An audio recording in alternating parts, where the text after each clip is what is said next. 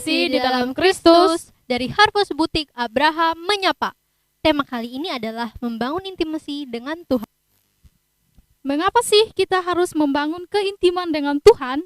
Pertama, kita harus tahu bahwa Allah sudah terlebih dahulu mengasihi manusia melalui anaknya Yesus Kristus menebus dosa kita. Yohanes 3 ayat 16. Namun apakah kita mengasihinya? Dikatakan di firman Yohanes 14 ayat 15, barang siapa mengasihi Yesus, pasti melakukan seluruh perintahnya.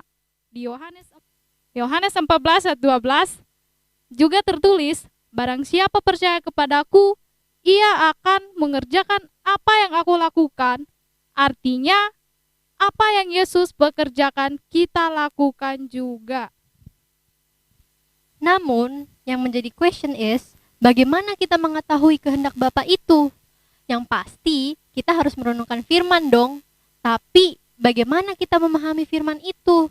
Ada firmannya di Yohanes 14 ayat 26, menjelaskan bahwa Roh Kudus sudah disediakan untuk kita, agar kita mengerti firman-Nya. Nah, Yesus di saat 100% manusia juga memberikan contoh. Di saat ia berada dalam situasi sulit, ia makin sungguh-sungguh berdoa loh. Ayatnya ada di Lukas 22 ayat 44. Lalu ia juga menempatkan kehendak Bapa sebagai kebutuhannya. Coba lihat ayatnya di Yohanes 4 ayat 34. Nah, maka dari itu, agar manusia tidak binasa, harus datang kepada Yesus Kristus yang adalah terang dunia. Maka setiap perbuatan kita akan diterangi olehnya. Bagaimana tindakan nyata kita untuk datang kepada Yesus?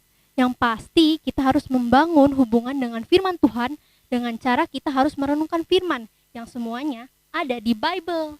Mendekat terlebih dahulu kepada Tuhan seperti di firman Yakobus 4 ayat 8.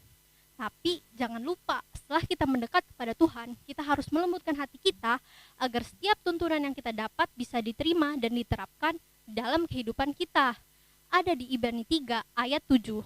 Dan yang kita harus tetap berjaga-jaga agar hubungan yang sudah kita jalin dengan Tuhan tidak putus. Ayatnya ada di 1 Petrus 5 ayat 8 dan Matius 26 ayat 41.